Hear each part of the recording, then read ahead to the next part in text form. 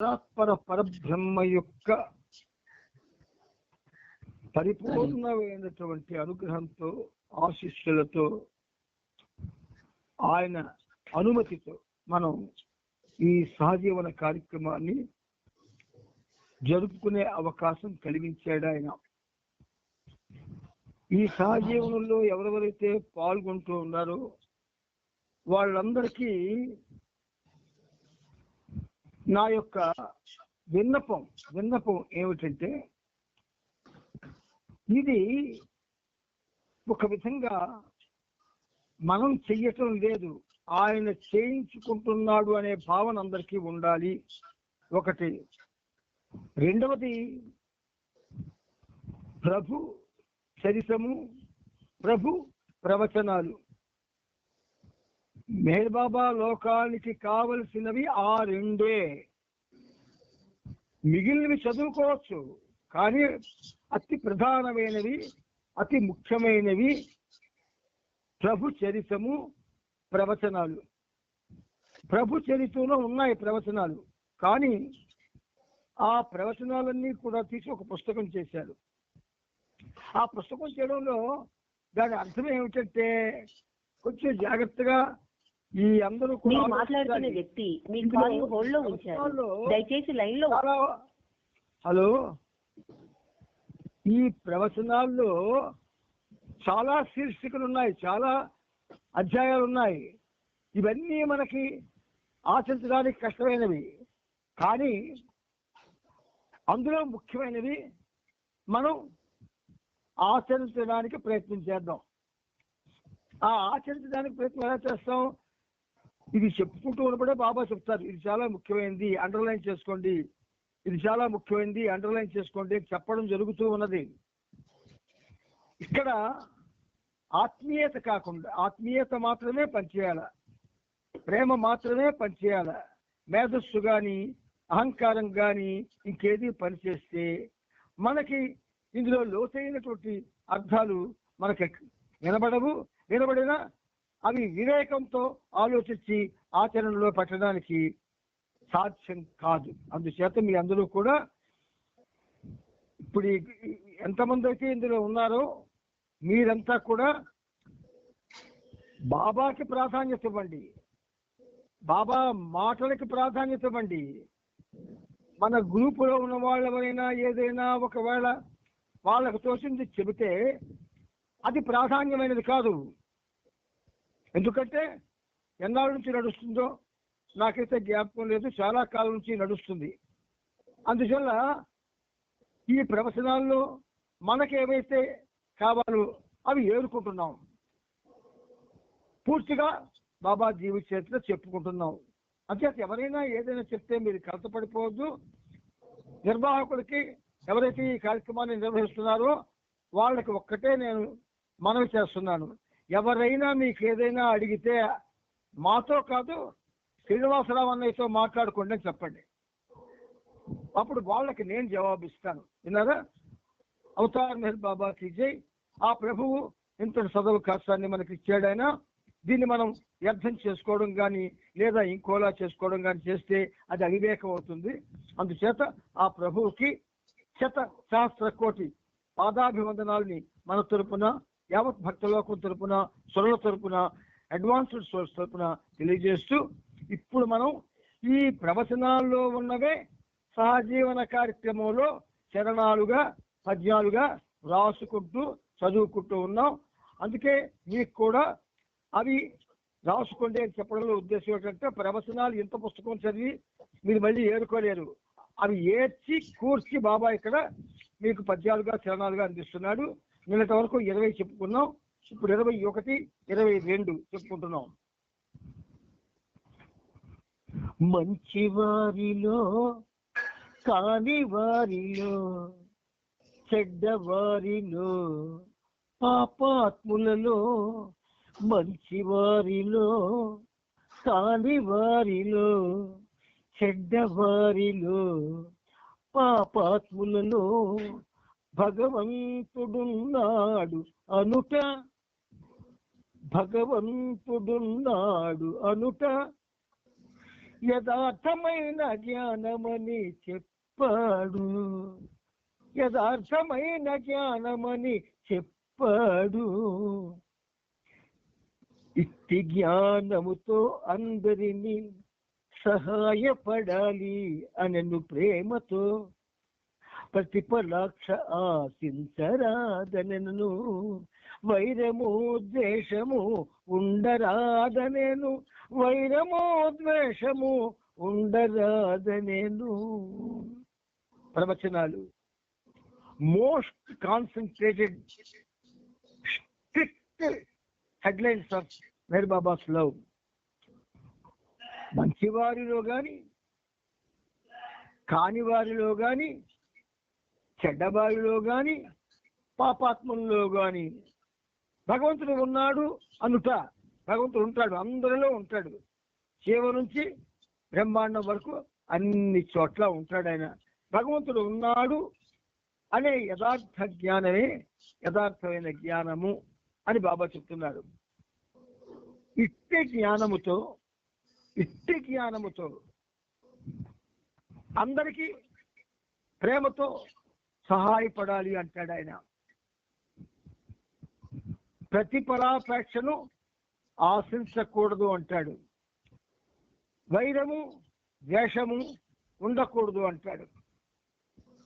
ఇది ఆధ్యాత్మిక జీవనానికి అవసరమైనటువంటి హింట్స్, అతి ముఖ్యమైనటువంటి ప్రవచనాలు. కనుక మీరంతా కూడా, మనమంతా కూడా, మీరు కాదు మనమంతా కూడా బాబా యొక్క జీవిత చరిత్ర ఈ ప్రవచనాలు ప్రపంచానికి అందివ్వగలిగితే ఆధ్యాత్మిక మార్గంలో ఉన్న ప్రతి సాధకుడు కూడా పురోగతిని పొందడానికి అవకాశం ఉంటుంది. ఎంచేత న్యాచురల్ కోర్స్ ఆఫ్ లైఫ్ లో, సాధారణ జీవితంలో మనం ఎవరు కూడా దేన్ని సీరియస్ గా తీసుకోం. ఏదో సాదా సీదాగా తీసుకుంటాం. ఆ సాదా సీదాగా తీసుకోవడం స్పిరిచువల్ ఫీల్డ్లో సామాన్యులకు పర్వాలేదు. స్పిరిచువల్ ఫీల్డ్లో సామాన్యులు ఎవరు? కర్మకాండలు చేసేవాళ్ళు. కర్మకాండలు చేసే వాళ్ళకి బాధ లేదు. కానీ బాబా చెప్పిన వింటూ కర్మకాండలకు దూరంగా ఉంటూ, ఒక విధంగా చెప్పాలంటే ఆడంబరానికి లేదా తదితరమైనటువంటి వేషాలకి దూరంగా ఉంటూ కేవలం భగవంతుడు అతని ప్రేమ మాత్రమే పొందాలనుకునే వాళ్ళకి ఈ ప్రవచనాలు చాలా ముఖ్యమైనవి. అనుమానం ఏదంటే డైరెక్ట్ గా ఎవరైనా నన్ను అడగచ్చు. పుస్తకం చదివి బాబా చెప్పిస్తున్నారు కాబట్టి ఈ చదివి చెప్పడంలో ఎవరికైనా నిర్వచనం కానీ లేదా వివరాలు కానీ ఏమైనా అడగాలనుకుంటే ఈ పనిముట్టుని డైరెక్ట్గా అడగచ్చు. నెంబర్ అందరికీ తెలుసుకోగలిగితే ఇంకొకరితో సంభాషించొద్దు దయచేసి. ఎందుకంటే దీని లోతుపాతులు కొన్ని సంవత్సరాల నుంచి జాగ్రత్తగా దాన్ని కాపాడుకుంటూ నడుపుకుంటూ వచ్చే అవకాశం బాబా ఇచ్చారు. అది మీరందరూ దయచేసి ప్రేమతో దృష్టిలో పెట్టుకోండి. ఇప్పుడు మనం ప్రవచనాల్లోని 151వ పేజీలో మార్గంలోని మజిలీలు మెట్లు అది తెలుసుకుంటున్నాం. అందులో ఈ 151 పేజీలో విభిన్న ఊహల తెర అన్నది చదువుకున్నాం నిన్న. దాని నెక్స్ట్ పేరా ఇప్పుడు మనం చదువుకోబోతున్నాం. ఆధ్యాత్మిక మార్గంలో పురోగమనం అంటే జాగ్రత్తగా వినాలి. టెక్స్టువల్ లాంగ్వేజ్ మనకి లోతులోకి తీసుకెళ్ళదు. అంతేకాకుండా దాన్ని అవగాహన చేసుకోవడానికి అంత వేరం ఆస్కారం కూడా ఇవ్వదు. ఆధ్యాత్మిక మార్గంలో పురోగమనం అంటే అవాస్తవ ఊహల వల్ల ఏర్పడిన మాయతర యొక్క పొరలను ఒక్కొక్కటిగా తొలగించుకోవడమే ప్రోగ్రెస్ ఇన్ స్పిరిచువల్ లైఫ్. అంటే నిజం కానటువంటి ఊహల వల్ల, అవి నిజం కావు ఆ ఊహలు. అటువంటి ఊహల వల్ల ఏర్పడిన మాయతెర యొక్క పొరలను ఒక్కొక్కటిగా తొలగించుకోవడమే. ఊహలు రావచ్చు, ఉండాలి, కానీ ఊహలు మాయకు కానీ ద్వంద్వాలకు కానీ లేదా వ్యతిరేకతకు కానీ ఆ ఊహలు దారితీస్తే అలాంటివి మనకి పురోగతి క్రమంలో చేర్చవు. చాలా జాగ్రత్తగా ఉండాలా. ఆధ్యాత్మికత అంటే మనకి తెలియదు, ఆ మాట మాత్రం తెలుసును. అందువల్ల నిజం కాని ఊహల వల్ల ఏర్పడిన మాయ తెర యొక్క పొరలను ఒక్కొక్కటిగా తొలగించుకోవడమే ఇప్పుడు మనకు ప్రధానం. ఆ తెర వల్లనే ఛేదించరాని వేరు భావన, నేను వేరు, దేవుడు వేరు, నేను వేరు, మిగతా మానవులు వేరు, ఇలాంటి వేర్పాటు భావన, పునరేకత్వం మళ్ళీ దాన్ని తిరిగి ఒకటి చేయడానికి ప్రత్యేకతా భావం ఏర్పడతాయి. ఇప్పుడు మెహర్ బాబా ప్రేమికులలో అనేకమైనటువంటి బలహీనతలు ఉన్నాయి, చక్కగా ఉన్నాయి. అవి ఎందుకు ఏర్పడ్డాయి? ఈ తెర వల్లే, వేర్పాటు ధోరణితో కూడుకున్న తెర వల్లే. అలా చాలా కాలంగా తాను వేరుగా ఉన్నానన్న భావాన్ని పెంపొందించుకొని దాని అధీనంలో ఉండి అజ్ఞానం అనే దృఢమైన గోడల లోపల దానిని సంరక్షించుకుంటూ వచ్చాడు. ఇప్పుడు ఈ అన్నయ్య ఏ అన్నయ్య అయితే మీకు ప్రవచనాలు చదువుతూ ఉన్నాడు, ఏ అన్నయ్య అయితే ప్రవచనాలు విశదీకరిస్తున్నాడు, ఏ అన్నయ్య అయితే బాబా యొక్క జీవిత చేతులను విశదీకరిస్తున్నాడు, ఈయన ఎక్కడికి వెళ్ళడు. కానీ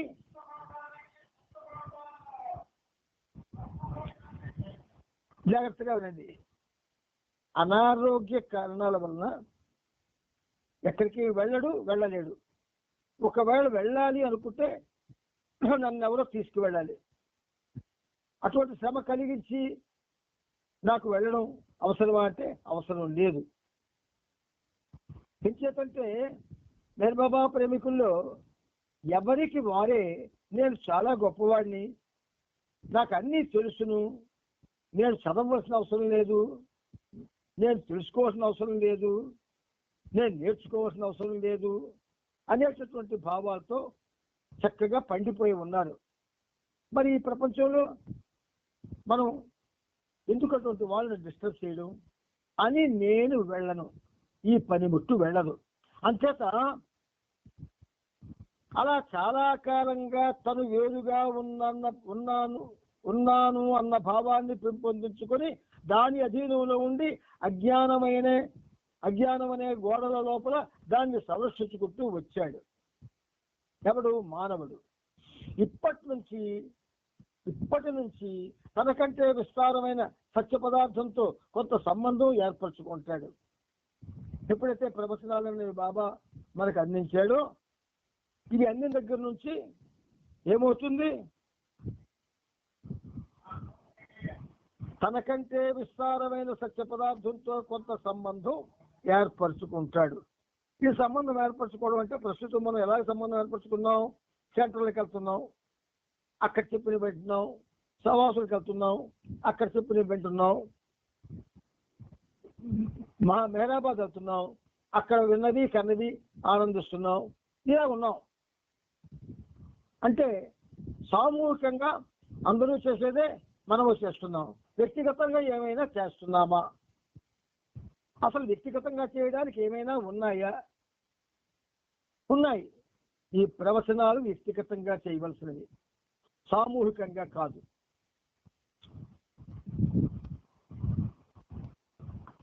ఆ సత్య పదార్థంతో సంబంధం ఎంత ఎక్కువ పెంచుకుంటే అజ్ఞానపు తెర అంత పలుసనై కరిగిపోతూ ఉంటుంది.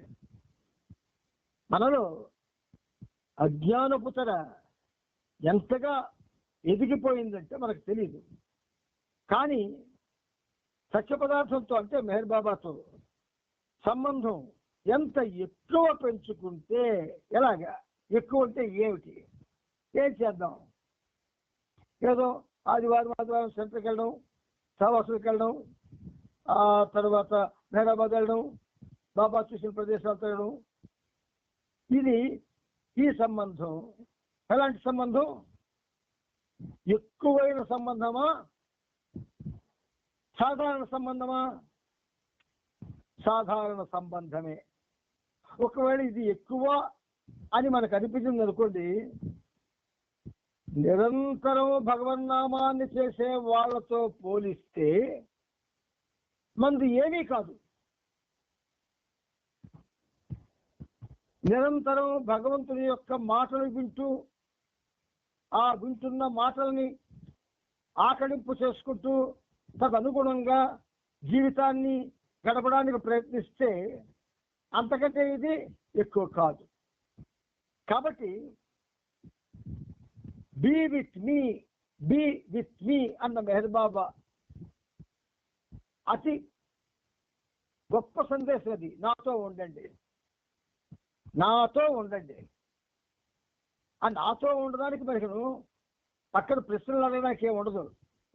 బీ విత్ మీ అంటే బీ విత్ బాబా అని అర్థం. అంతే. Be with other lovers, be with other god lovers, be with anybody అనే అర్థాలు రావు. బాబాతోనే ఉండాలి. దానికి సెలవులు పొలవులు మనం పెట్టుకోవడానికి మనకు అధికారం లేదు. బాబాతో ఉండడమే. అందుచేత ఎంత ఎక్కువ సంబంధం పెంచుకుంటే అజ్ఞానపు తెర పలసనైపోతుంది. క్రమంగా తన ప్రత్యేక ఉనికి అహంకారం తరిగిపోతున్న కొలది ఉన్నత సత్యంతో అంతగా లీనమవుతున్న భావన పెరుగుతూ వస్తుంది. అహంకారపు పొర అందరిలో మానవుల్లో పెరిగిపోయిందంటే చాలా దళసరిగా పెరిగిపోయింది. అది తగ్గాలి. ఎలా తగ్గుతుంది? నువ్వు అనుకుంటే తగ్గదు, నువ్వేదో ఎక్సర్సైజెస్ చేస్తే తగ్గదు. ఆయన అనుకుంటే తగ్గుతుంది. ఎవరి తాలూకా గర్వాన్ని ఎలాగ అణచాలో సనాతన కాలం నుంచి అవతారాలు ఎత్తి ప్రతివాడి గర్వాన్ని కూడా కాలు కింద వేసి నలిపేసి వాడి పాతాళంలోకి ఎలా తొక్కడమో బాబాకి తెలుసు. అప్పుడే అడుగుతుంది. మహామహాభక్తుల్నే వాళ్ళ అహంకారాల్ని ఆ పరాత్పర పరబ్రహ్మ అవతారాలు ఎత్తి నాశనం చేశాడు. మరి మనకు భయం ఉండొద్దా? ఉండదు. ఎందుకంటే భగవంతుని కోసం మాత్రమే మనం బతకడం లేదు.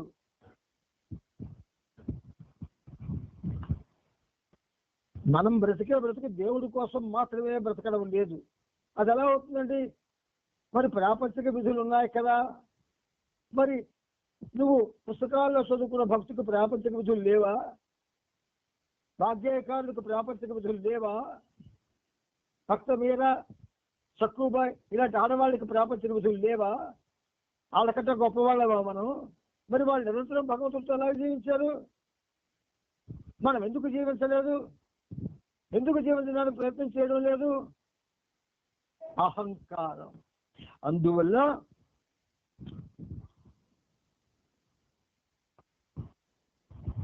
తెర పలుసునైపోతుంటుంది.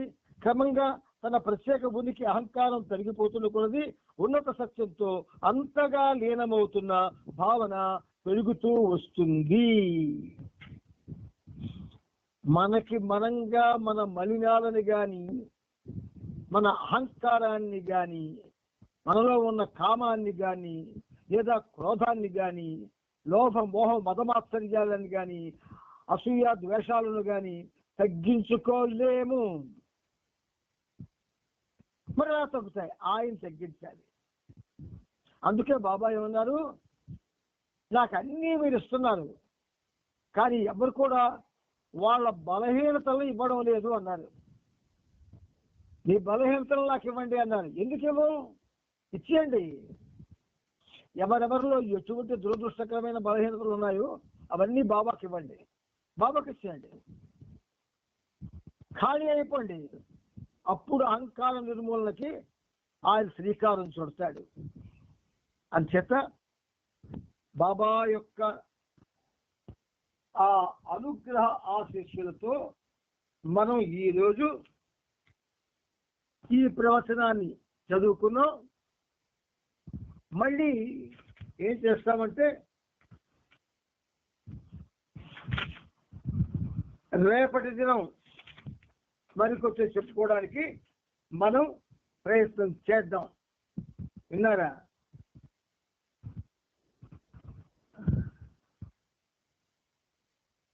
ఇప్పుడు మనం నేరుగా ప్రభు చరిత్రలోకి ప్రయాణం చేస్తున్నాం. ఈ చరిత్ర అన్నీ కలగలిపినటువంటి ఒక తీర్థం లాంటిది, అన్నీ కలగలిపి ఉన్న ఒక తీర్థం లాంటిది. ఈ తీర్థం చరిత్రనే తీర్థం తాగితే అన్నీ తెలుస్తాయి. కానీ ఇందులో ప్రవచనాలు ఉన్నాయని తెలుసు కూడా ప్రవచనాలు వేరేగా ఒక పుస్తకం చేశారు కనుక మనం ఆ వేరేగా చేసినటువంటి ఆ పుస్తకంలో ఉన్న ప్రవచనాల్ని మనకి ఏ అధ్యాయాలు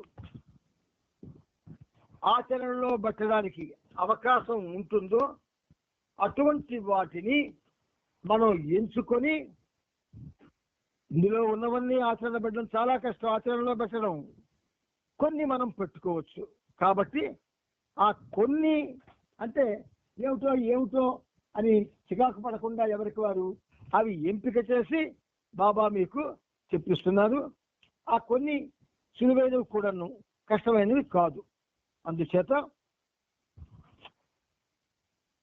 ఇవాళ ఉండి రేపు పోయే మనకి అహంకారం ఎందుకు, అతిగా ఆలోచించడం ఎందుకు, అనవసరంగా కలసలో పడిపోవడం ఎందుకు? ప్రభువు మన మీద ప్రేమతో ఏ అవకాశాన్ని అయితే అందిస్తూ ఉన్నాడు, ఆ అందుతున్న దానిలో ఉన్న సత్యాన్ని గ్రహించి తదనుగుణంగా జీవనాన్ని ఎన్నాళ్ళు ఉండిపోతాం మనం? ఎవడి తను వస్తే ఆడు వెళ్ళిపోవలసిందే. ఆ వెళ్ళిపోయే లోపుని ఒకటైనా ఆచరిస్తే ఆ బాబా చెప్పింది నేను ఇది ఆచరించగలిగిన తృప్తైనా ఉంటుంది. అందుకని మనం ప్రవచనాలు చదువుకుంటూ ఉన్నాం. ఆషామాషీకి కాదు, ఇది ఆషామాషీకి చేస్తున్న పని కాదు. ఇన్నాళ్ళు ఎలాగ బ్రతుకుతున్నామో దాని యందు మనం ఎప్పుడూ ఆలోచన చెయ్యలేదు. మన బ్రతుకు వెనుక ఉన్నటువంటి దురదృష్టకరమైనటువంటి ప్రగతి, అది ప్రగతి అనుకుంటున్నాం మనం. అది ప్రగతి కాదు, తిరోగతి. తిరోగతి క్రమంలో వెళ్తున్నాం కాబట్టి పురోగతి క్రమంలో వెళ్ళడం కోసం ప్రవచనాల్ని, ఆ ప్రవచనాల సారాన్ని, అవి ఏ విధంగా మనం ఆచరణలో పెట్టుకోవాలో ఆ విధానాన్ని అటు ఇటు అంటే ప్రవచనాల్లోనూ ప్రభు చరిత్రలో కూడా తెలుసుకుంటూ ఉన్నాం. దయచేసి మిత్రులారా మీరంతా గ్రహించండి. నాకు అహంకారం లేదు, ఈ పనిముట్టుకు అహంకారం లేదు. మీరు ఏ క్షణం మేము వినమండి అంటే ఆపేస్తాను. అందులో మరి సందేహమే పడకదు. మీరు అన్నయ్య మరి అక్కర్లేదు ఆపేయండి అంటే ఆపేస్తాను. నాకు ఇది ఉద్యోగం కాదు, నా ప్రవృత్తి కాదు, ఒక తెచ్చిపెట్టుకున్న పని, ఆయన ఇచ్చిన తెచ్చిపెట్టుకున్న పని కాదు. ఆయనకు ఊహ ఇచ్చాడు, ఆయన ఇచ్చిన ఊహని సద్వినియోగం చేయాలని చేస్తున్నానంతే. అవతార్ మెహర్ బాబాకి జై. ఇప్పుడు ప్రభు చరిత్రం 7వ భాగంలో మనం నిన్నటి దినం 2917వ పేజీలో ఆపుకున్నాం. ఆ మీద పేర ఒక్కసారి చదివి ముందుకి ప్రయాణం చేద్దాం. మార్చి 2వ తేదీన హిందువుల పండగైన హోళీ నాడు హోళీ మంట వెలిగించే కార్యక్రమంలో బాబా పాల్గొన్నారు.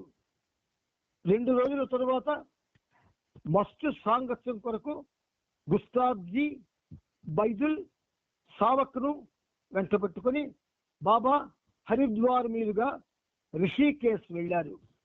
వెళ్లే ముందు స్త్రీలతో బాబా కొన్ని వారాల్లో జీవితం ఒక సుడిగుండం కాబోతుంది అని అన్నారు.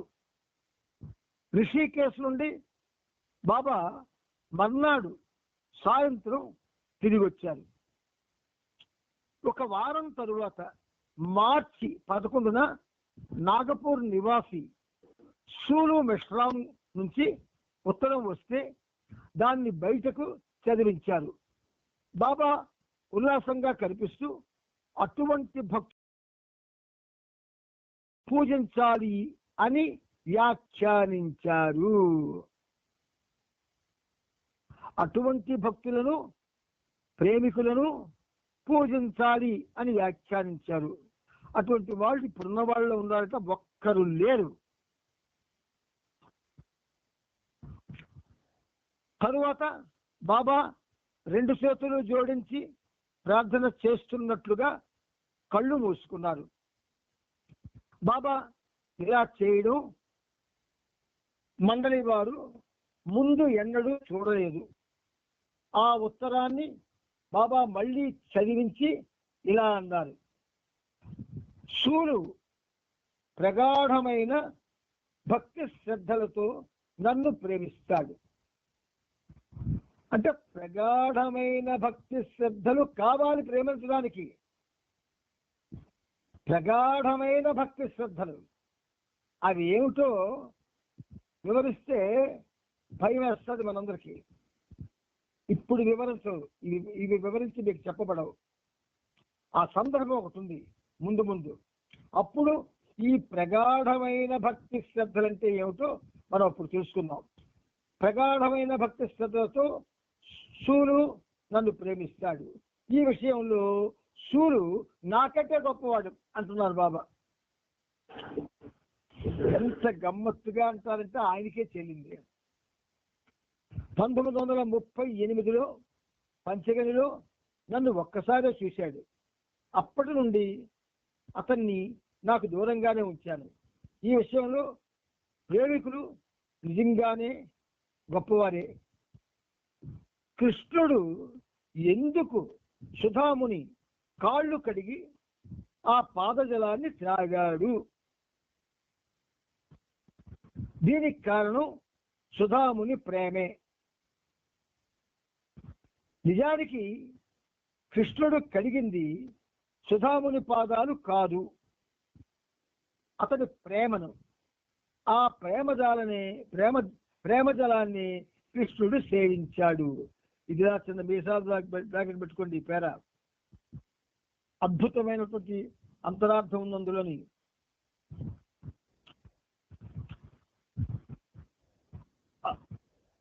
భారతంలో ఎన్నో సంఘటనలు ఉన్నాయి ఇలాంటివి. మనం తెలుసుకోవాలనుకుంటే ఆ విదురుడు అనే ఒకడు ఉన్నాడు. విదురుడు, వాడి పేరు విదురుడు. రాయబారానికి శ్రీకృష్ణ పరమాత్మ వెళితే మరి రాయబారానికి వెళ్ళేవాడు ఎవరి మధ్యన రాయబారం సెటిల్ చేయాలో వాళ్ళ ఇంటికి వెళ్ళకూడదు. కాబట్టి విదురుడు ఇంటికి వెళ్తాడు. కృష్ణ పరమాత్మ బిల్డింగ్ దగ్గర నుంచి విదురుడు నేత్రాలు 2 ఆయన్ని చూపులతో మింగేస్తున్నాయి. కృష్ణ పరమాత్మని మింగేటట్టు చూస్తున్నాడు విదురుడు. అలా చూసుకొనే నడుస్తున్నాడు. ఇంటికి తీసుకెళ్ళాడు. చూసుకొనే ఆతిథ్యం ఇవ్వడానికి కూర్చోబెట్టాడు. పళ్ళెం పెట్టాడు. మంచి 6 ముగ్గురు అరటిపళ్ళు పెట్టాడు. ఆయన చూసుకొనే అన్ని చేస్తున్నాడు. అలా చూసుకొని ఏం చేస్తాడు? అరటిపండు ఒలిచి చొక్కని కృష్ణుడు నోట్లో పెట్టి పండు పారేస్తాడు.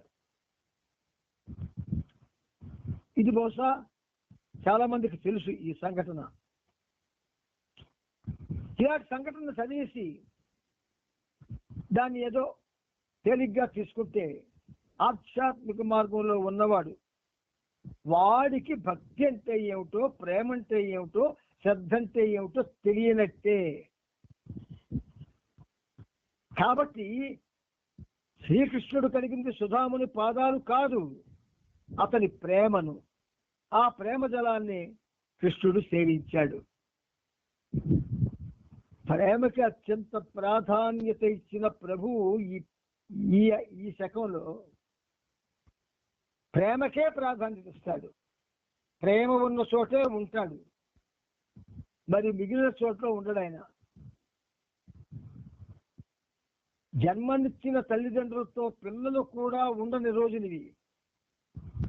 జన్మనిచ్చిన తల్లిదండ్రులతో పిల్లలు ఉండరు. పెద్దతో పెళ్ళైపోగానే విడిపోయి అక్కడికి వెళ్ళిపోతారు. కానీ జన్మనిచ్చేంత మాత్రం చేత ఎందరో భగవంతుణ్ణి ఆశ్రయించి అత్యంత ప్రాధాన్యత ఆయనకిచ్చి ఆయనతో జీవిస్తారు. అది ప్రేమ యొక్క విలువ. అందువల్ల భగవంతుడు ఎప్పుడూ ఉన్నాడు, ఉండెను, ఉండును. జస్ట్ పర్వతి గారి ప్రార్థనలో నీవు ఎల్లప్పుడూ ఉన్నావు, ఎల్లప్పుడూ ఉంటివి, ఎల్లప్పుడూ ఉంటావు అన్నట్టు భగవంతుడు ఎప్పుడూ ఉన్నాడు, ఉండెను, ఉండును, ఉన్నాడు, ఉండెను, ఉండును, ఉన్నాడు, ఉండెను, ఉండును. మనమేమనుకుంటాం, భగవంతుడికి ఒక గది కట్టి పూజ గది అని పేరు పెట్టి అందులో ఉన్నాడు, దేవాలయంలో ఉన్నాడు, మసీదులో ఉన్నాడు, ఇలా ఆయన యొక్క తావులు తావులు తావులు మనం చెప్తుంటాం. విశ్వమంతా ఉన్నవాడిని ఇక్కడ అక్కడ అని చెప్పడం ఏంటి అమాయకం కాకపోతే. అంచేత కానీ కృష్ణుని సుధాముడు, సులు మరియు అటువంటి మరికొంతమంది మహోన్నతమైన భగవత్ ప్రేమికుల ఉనికి వల్లనే భగవంతుని గొప్పతనం ప్రతిబింబిస్తుంటుంది. వారి ప్రేమకున్న గొప్పతనం ఎంతదంటే అది సద్గురుని యందు విశ్వాసాన్ని సృష్టిస్తుంది. బాబాయల విశ్వాసం కలగాలి అంటే ఊరిక పాటలు పాడేసి స్టేజీలకి గెంతేసి పెద్ద పెద్ద ఉపన్యాసాలు ఇచ్చేసి లేదా బోల్డ్ డబ్బు ఖర్చు పెట్టేసి ఏదో చేసామని మేషాండ భ్రమలో ఉండడం కన్నా బాబా ఇక్కడ డైరెక్ట్ గా చెప్తున్న మాటలంగా చూడండి. ఏది భగవంతుని యందు విశ్వాసాన్ని సృష్టిస్తుంది? భగవత్ ప్రేమికుల ఉనికి వల్లనే భగవంతుని గొప్పతనం ప్రతిబింబిస్తుంటుంది. వారి ప్రేమకున్న గొప్పతనం ఎంతటిదంటే అందుకే వాగ్గేయకారుల జీవితాలు చదవాలి, అష్టాదశ పురాణాలని చదవాలి. అంచేత భగవంతుడికి భక్తుడికి ఉన్న సంబంధాన్ని వర్ణించి వివరించి బుజ్జగించి నచ్చ చెప్పిన మాటలు ఎన్నో ఉన్నాయి. అజ్ఞానంలో ఉన్న ప్రేమికునికి ఆ సద్గురుని గొప్పతనం గురించి నిజంగా ఏమీ తెలియదు. ఎవరికి తెలియదు? అజ్ఞానంలో ఉన్న ప్రేమికుని. జ్ఞానము అంటే భగవంతుడికి మాత్రమే ప్రాధాన్యత ఇస్తుంది. అజ్ఞానము అంటే అన్నది దేన్ని రిప్రజెంట్ చేస్తుందంటే అన్నిటినీ ప్రేమిస్తుంది. అజ్ఞానం అన్నిటినీ ప్రేమిస్తుంది, జ్ఞానం భగవంతుడిని మాత్రమే ప్రేమిస్తుంది. అయినా అతని ప్రేమయే ఆ సద్గురుని యందు విశ్వాసాన్ని సృష్టిస్తుంది. ఎందుకంటే ఆ గొప్పతనం గురించి నిజంగా ఏమీ తెలియదు. శిష్యుడు గురువు కొరకు తన ప్రాణాన్ని సైతం ఇవ్వడానికి సిద్ధపడతాడు. ఈ ప్రేమ భగవంతుడి కంటే గొప్పది కదా.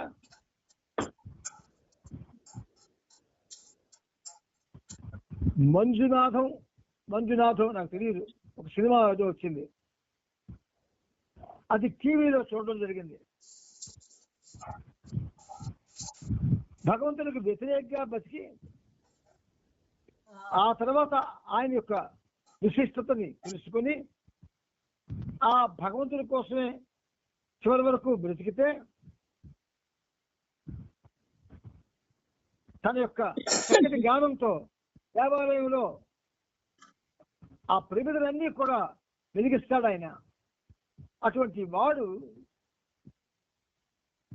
చివరికి ఎవరైతే తనకి వ్యతిరేకులు ఉన్నారో వాళ్ళ చేత చంపబడతాడు. చంపబడితే అతన్ని రక్షించడం కోసం సాక్షాత్తు పరమశివుడే వస్తాడు, మంజునాథుడు. ఇవన్నీ చూసి తేలిగ్గా విడిచిపెట్టడం కాదు మనకు అక్కడ చూపించింది లేదా పుస్తకాల్లో పెట్టింది. తీవ్రంగా ఆలోచించాలి. అందుచేత ఈ ప్రేమ, ఇటువంటి ప్రేమ భగవంతుడి కంటే గొప్పది కదా. తన అనంతత్వంలో భగవంతుడు ఎప్పుడూ గొప్పవాడే. తన అనంతత్వంలో ఇన్ఫినిటీ, తన అనంతత్వంలో భగవంతుడు ఎప్పుడూ గొప్పవాడే. కానీ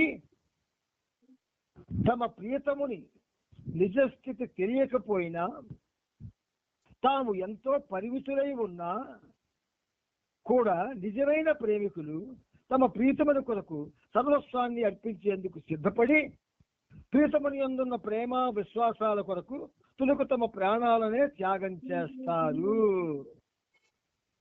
అటువంటి వాళ్ళలో మంజునాథుడు ఒకడు. బాబా చరిత్రలో చూస్తే దౌలత్ సింగ్ ఒకడు.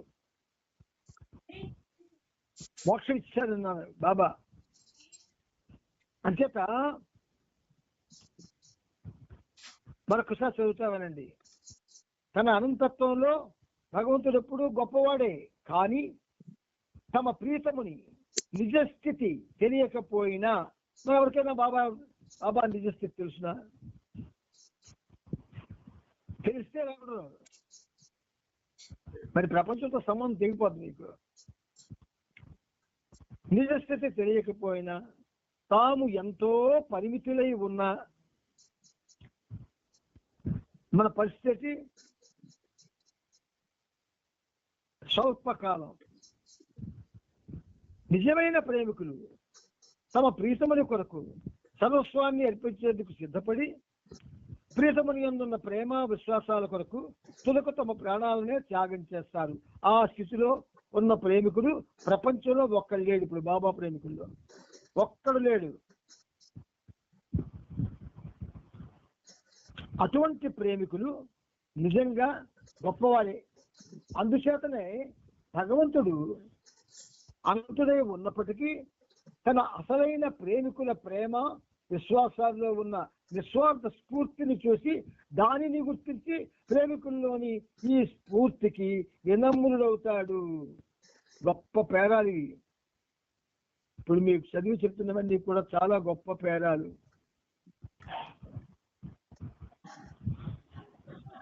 భగవంతుడు ఎల్లప్పుడూ ఉన్నాడు, గతంలో ఉన్నాడు, ఇక ముందు కూడా ఉంటాడు.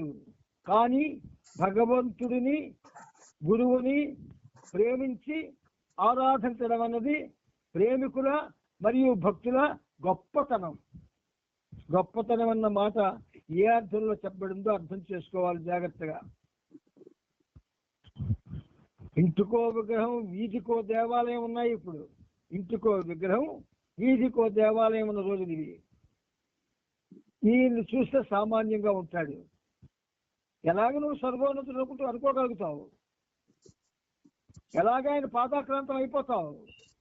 నిరంతరం ఎలాగ ఆయన కోసం ప్రతిపిస్తావు? అనుక్షణం ఆయన నామాన్ని ఎలా చేస్తావు నువ్వు ఇటువంటి ప్రపంచంలో ఉంటే? అందుకని భగవంతుడు ఎల్లప్పుడూ ఉన్నాడు, గతంలో ఉన్నాడు, ఇక ముందు కూడా ఉంటాడు. కానీ భగవంతుణ్ణి గురువుని ప్రేమించి ఆరాధించడం అన్నది ప్రేమికుల మరియు భక్తుల గొప్పతనం. ఎవ్వడికి భగవంతుడు అక్కర్లేదు. ఇప్పుడు ఈ స్పీడ్ ఏజ్ లో, ఇది ఏజ్ ఆఫ్ స్పీడ్. ఈ కుర్రవాడు గాని భక్తులు గాని పొందే అనుభూతిని మండలి వారైన మీరు అనుభవించకపోయినా, నా గురించి మీకేమీ తెలియకపోయినా, మండలకంటారు బాబా, నా గురించి మీకేమీ తెలియకపోయినా మీ సర్వస్వాన్ని త్యజించి కేవలం నన్ను సేవించేందుకు నా పైన ప్రేమతో మీరు నా వద్ద ఉండడమే మీ యొక్క గొప్పతనాన్ని నిరూపిస్తుంది.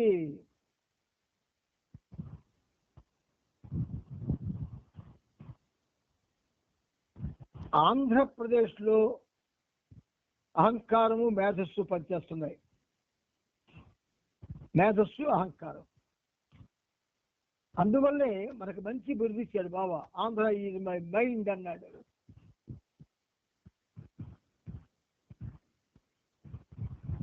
ఇక్కడ పనిచేస్తుందంతా కూడా మేధస్సు,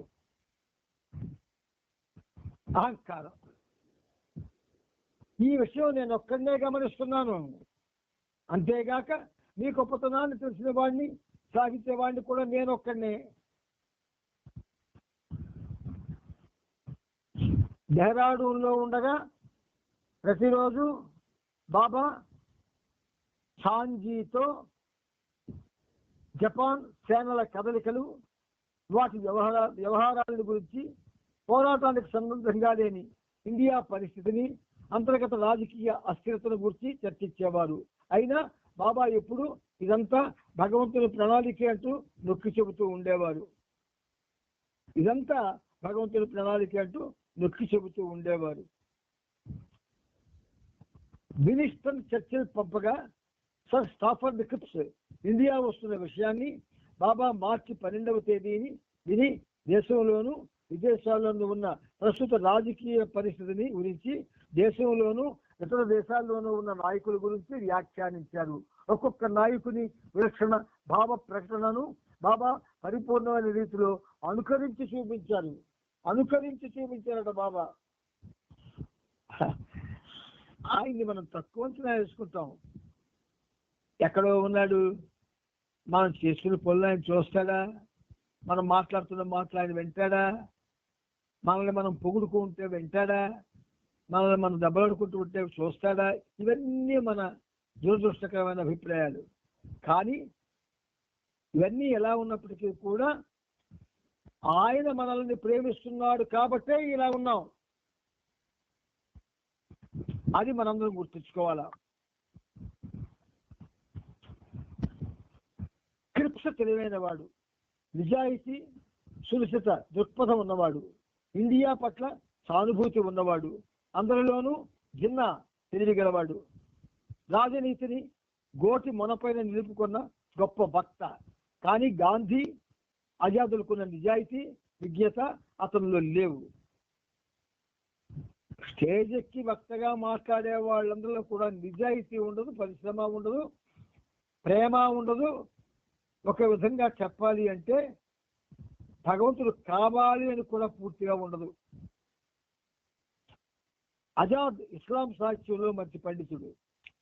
అందరిలో రాజాజీ అంటే చక్రవర్తి గోపాలాచారి చాలా మంచివాడు, రుజువర్తనుడు, తెలివైన వాడు, సమర్థుడు, అందరితో కలుపుగోలుగా ఉండి ఎటువంటి పరిస్థితులైనా ఎదుర్కొనగల ధీరుడు, బలహీనతతో కాకుండా మారుతున్న పరిస్థితులను తెలివితో తనను తాను పరిస్థితులకు తగ్గట్టుగా సర్దుకోగల వెసులుబాటు గుణం ఉన్న వ్యక్తి రాజాజీ. మొండి పట్టుదల కానీ, ఎవరికి లొంగని తత్వం కానీ రాజాజీలో లేవు. గాంధీని ఎదిరించి తన మనసులోని భావాల్ని ధైర్యంగా చెప్పగల వ్యక్తి రాజాజీయే. తను నమ్మిన సిద్ధాంతాల కోసం అవసరమైతే ఒకరితో తెగదెంపులకైనా సిద్ధపడతాడు. గాంధీ భయపడే ఒకే ఒక్క వ్యక్తి రాజాజీయే. ఈ రాజాజీకే గాంధీ భయపడతాడు. నెహ్రూ తెలియగలవాడు, నెహ్రూ నిజాయితీపరుడు, స్వార్థరహితుడు. అతను ఎంతో త్యాగం చేశాడు, కానీ చాలా దుడుకు స్వభావి. తొందరగా ఉద్యోగానికి లోని పరిస్థితిని పాడు చేస్తాడు.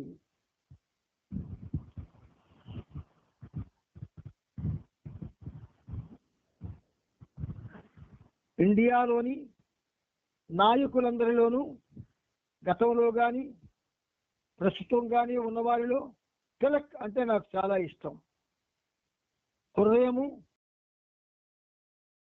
కూడిన చక్కటి సామరస్యమతంలో ఈవిడి ఉంది. అన్ని కష్టాలను సింహంల ధైర్యంలా ఎదుర్కొన్న అతని సాహసోపేతమైన స్ఫూర్తి అంటే నాకు మరింత ప్రత్యేకమైన ఇష్టం. పరిపూర్ణమైన తన ఆత్మశక్తితో ఎల్లప్పుడూ సింహంలా గర్జిస్తూ నిండైన తన మేధాశక్తితో అద్భుతమైన ఆత్మపరిత్యాగ స్ఫూర్తితో ఉన్న ఆ వ్యక్తిత్వం మహదాశ్చర్యకరభరితం. అత్యంత శక్తివంతమైన బ్రిటిష్ సామ్రాజ్య శక్తులను ఎదిరించి పోరాడాలంటే అతడు కేవలం తన మేధో పరిజ్ఞానాన్నే కాకుండా రాజ్య తంత్రజ్ఞత చాతుర్యాన్ని అత్యంత బుద్ధి కుశలతతో ప్రదర్శించాడు. తిలక్ గొప్ప న్యాయవాది, గొప్ప రంగస్థల నటుడు, గొప్ప రచయిత, సంస్కృత శ్లోకాధ్యయనం సాగించే గొప్ప విద్యార్థి, భగవద్గీతపై వ్యాఖ్యానం రాయగల గొప్ప సమర్థుడు. ఏమీ చేయని వాడికి ఇంత ఒక వేషం ఎవడైనా చేసిన వాడు కాబట్టి వాడికి సరెండర్ అయిపోతాడు. వీడు చిన్నతనంలో అంటే చదువుకున్న రోజుల్లో నా మిత్రుడు, వాడి మిత్రుడు వీళ్ళు ఎప్పుడు ఏం చేసేవారంటే మన యొక్క సంస్కృతిలో దేవాలయాల్లో అర్చనలు, మంత్రాలు, అష్టకాలు ఇలాంటివి చాలా ఉంటాయి కదా. వాటిలో వాళ్ళు బురదూర్చి చాలా కాలం కృషి చేసి ప్రతి దేవాలయానికి వెళ్ళి ఎవడు తప్పంటే వాడికి ఆపి నువ్వు ఇక్కడ తప్పు చదివావు, ఇలాగైనా అందరికి మోసం చేస్తాను భక్తులకి అని వాడిని అందరి మందిలో అవమానం చేసి ఇలాగ ప్రవర్తిస్తూ ఉండేవారు. దానికి వాళ్ళు పెట్టుకునే పేరు ఏమిటంటే రంధ్రాన్వేషణ. మరి వాళ్ళు అంత ఉన్నతమైన విషయాలు చదువుకొని ఆఖరికి ఎందులో దూరిపోయారు? రంధ్రాల్లో దూరిపోయారు. ఎందుకు ఆ చదువు? ఎందుకు పనికొస్తుంది? అందుచేత బాబా మనకి చాలా చక్కటి జ్ఞానాన్ని ప్రసాదిస్తున్నారు. ఐరోపా, అమెరికాకు సంబంధించి బాబా ఆ దేశాల నాయకుల గురించి ఇలా అన్నారు. హిట్లర్ ఎంత క్రూరుడు, ఉన్మాది అయినా తన వాదనలో నిజాయితీ ఉందని నమ్మినవాడు. తను చేస్తున్నది మానవ జాతి శ్రేయస్సు కొరకేనని, తనవి నిస్వార్థ ఆశయాలని, తాను నిజాయితీగా ప్రవర్తిస్తున్నానని గట్టిగా నమ్మాడు. ప్రపంచమంతటినీ ఎదుర్కొనేందుకు తగిన సంసిద్ధతను సాధించేందుకు తన జాతినంతటినీ జాగృతపరిచాడు. ఎంత అద్భుతం! హిట్లర్ ఈ జగన్నాటకంలో తన పాత్రను ఎంతో అద్భుతంగా పోషిస్తున్న ఒక పరిపూర్ణమైన మాధ్యమం మరియు గొప్ప నటుడు. మనం అనుకుంటున్నాం బాబా రాజకీయాల గురించి మాట్లాడుతున్నారు, రాజకీయ సమస్యల గురించి మాట్లాడుతున్నారు, రాజకీయవేత్తల గురించి, కార్యకర్తల గురించి మాట్లాడుతున్నారు అనుకుంటాం. కాదు. సమర్థత అని ఒక పదం ఉంది. అది అన్ని కార్యాల్లో కూడా ఉండాలి. సమర్థత, కేపబిలిటీ ఇంగ్లీష్లో, అది అన్ని కార్యాల్లో ఉండాలి అని మనకి పరోక్షంగా బాబా తెలియజేస్తున్నారు. గుర్తుంచుకోండి. స్టాలిన్ కూడా మంచి మాధ్యమమే. నిశ్చబుద్ధి గల తెలివైన వాడు, చాలా ధైర్యవంతుడు. అతడు చేసింది, సాధించింది ఇతరులెవరు సాధించగలిగి ఉండేవారు కాదు. దేశంలో భౌతికమైన జగడాలు, వైవిధ్యాలు ఎన్ని ఉన్నప్పటికీ జాతినంతటిని శత్రువులు ఎదిరించేందుకు వీలుగా ఏకం చేసిన మేధావి. రష్యా ఎప్పుడు నిర్ణాయక శక్తిగా ఉంటుందని నేను ఇదివరకే చెప్పాను. చర్చిల్ తెలివైన విశుద్ధ దృష్టి గల రాజకీయవేత్త. అతడు బ్రిటన్ ప్రజలకు శక్తి కారకుడు. అతడే లేకుంటే దేశం విఫలమై ఉండేది. ఇండియాకు సంబంధించిన సున్నిత పరిస్థితిని అతడు ఎంత తెలివిగా చక్కదిద్దాడో. పార్లమెంటు విశ్వాసాన్ని సాధించి కొత్త మంత్రులతో కేబినెట్ ను ఏర్పాటు చేశాడు. వ్యవహారంలోకి క్లిప్స్ను తీసుకొచ్చి ఇండియా సమస్యను తన తలపై నుంచి తప్పించి బాధ్యత నుండి తెలివిగా తప్పుకున్నాడు. రూజ్వెల్ట్ మంచి వ్యక్తి, రుజువర్తన సామర్థ్యం ఉన్నవాడు. అతడు ఇండియా వచ్చినప్పుడు నేను 1933లో కాశ్మీర్లో ఉపయోగించిన హౌస్ బోట్లోనే ఉన్నాడు. ఆ బోట్ సొంతదారే స్వయంగా నొరీనాకు ఇతర పాశ్చాత్యులకు ఈ విషయం చెప్పాడు. చర్చిల్ మంచి వ్యక్తి, సాయపడాలనుకుంటాడు, సాయం చేస్తాడు కూడా. కానీ అతను తన దేశంలో పెద్ద పెద్ద సమస్యలను ఎదుర్కోవాల్సి వచ్చింది. మీరు వారు అందరూ నా వారే అని చెప్పి బాబా ముగించారు. మీరు వారు అందరూ నా వారే అని చెప్పి బాబా ముగించారు. ఎంత రహస్యాన్ని బయటికి చెప్పాడు చూడండి. మనం మనకంటే గొప్పవాడిని చూసి మనల్ని మనం చిన్నబుచ్చుకుంటాం. వాడికంటే గొప్పవాడిని చూసి వాడు చిన్నబుచ్చుకుంటాడు. వాడికంటే గొప్పవాడిని చూసి వాడు చిన్నబుచ్చుకుంటాడు. ఇలా చిన్నబుచ్చుకోవడంతో సరిపోతుంది. ఇక్కడ ఒక్కడు గుర్తుంచుకోండి మీ అందరూ. ఎవడు గొప్పవాడు అన్న ప్రశ్న వస్తే భగవంతుడొక్కడే గొప్పవాడు, మరెవడు లేడు. ఎందుకంటే ఉనికి లేని మానవుల నడుమ ఎవడు ఉంటే ఏటి, ఎవడు లేకపోతే ఏటి, I'm the only one that exist అని బాబా చెప్తే, నేనొక్కడే ఉనికి కలిగి ఉన్నాను అని బాబా చెప్తుంటే ఎవడున్నాడు, ఎవడు లేడు, ఎవడు గొప్పవాడు, ఎవడు మంచివాడు, ఎవడు కాడు, ఇవన్నీ మేము అవసరం మనకెందుకు? బాబాతో హాయిగా జీవించకుండా, బాబా ప్రేమను పొందడానికి ప్రయత్నించకుండా మీరు వారు అందరూ నా వారే అని చెప్పి బాబా ముగించారు. ఈ మీరు వారు అందరూ నా వారే గుర్తుంచుకోండి. మీరు వారు అందరూ నా వారే అని బాబా అన్నారు. ఇది పల్లవిలో ఒక పాదంగా పెట్టి ఒక గీతాన్ని రాయొచ్చు. గీతాలు రాయాలి అనే అభిలాష ఉన్నవారు మీలో ఈ మీరు వారు అందరూ, మీరు ఎవరు, వారు ఎవరు, అందరూ ఎవరు. ఇప్పుడు బాబా రాజకీయ నాయకుల గురించి చెప్పారు. అది కాకుండా ప్రేమికుల్లో మీరు అంటే ఎవరు, వారు అంటే ఎవరు, అందరూ నా వారు అంటే ఎవరు, అలా ఊహించి ఈ మీరు వారు అందరూ అన్న ఈ 3 పాదాలని ఒక పాదంగా పెట్టుకొని పల్లవిలో, ఆ తర్వాత మరో పాదం పెట్టుకొని, లేదా మరో 2 పాదాలు పెట్టుకొని, 4 పాదాలు పెట్టుకొని, చరణమేమో 6 పాదాలు పెట్టుకొని చక్కటి గీతం తయారు చేయొచ్చు. తరువాత అదే రోజు మార్చి 12న కాకా గుస్తాద్జీ బైదులను వెంట పెట్టుకొని బాబా బస్సుల కొరకు గోరఖ్పూర్ బయలుదేరి దారిలో అనేక ప్రదేశాలను సందర్శించారు. ఆ ప్రయాణములు ఒకసారి బాబా సీతాపూర్ అనే చోట ఆగారు. ప్రయాణానికి సంబంధించిన సీతాపూర్, ఈ ఊరి పేరేమిటి? సీతాపూర్. ప్రయాణానికి సంబంధించిన ప్రణాళిక ప్రకారం వారక్కడ ఆగవలసిన అవసరం లేదు. బస్సులు కూడా అక్కడ కనబడలేదు.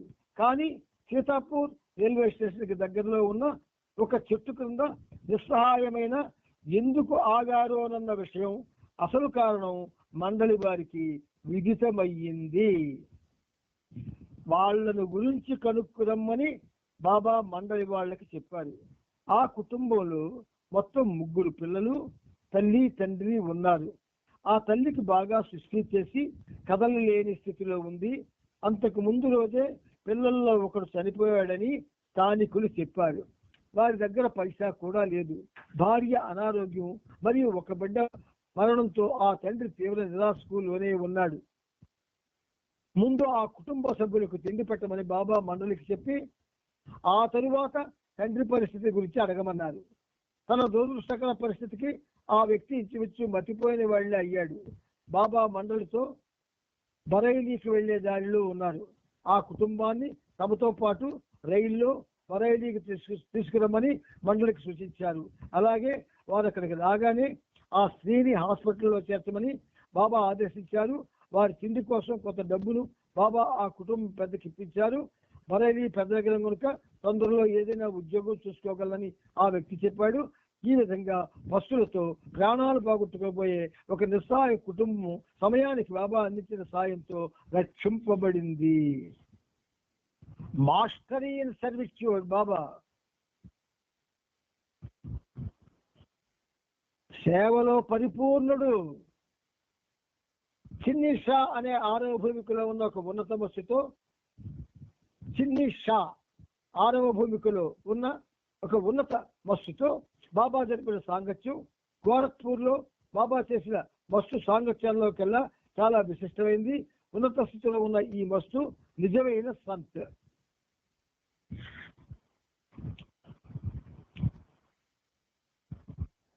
మస్తు ప్రయాణాలు ముగిశాక బాబా మార్చి 22న తిరిగి డెహ్రాడూన్కి చేరుకున్నారు. కానీ బాబా తన ఆరోగ్యం బాగోలేదని చెప్పారు. 2 రోజుల తర్వాత స్త్రీ పరిచారకందరికీ మెహరాబాద్కు పంపించేశారు. శ్రీమండలి వారు తమ పనులు తామే చేసుకోవాలని బాబా సూచించారు.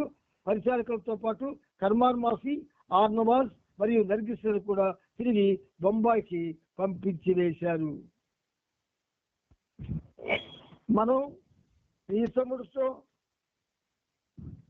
ప్రతిరోజు సంగమిస్తూ ఉన్నాం.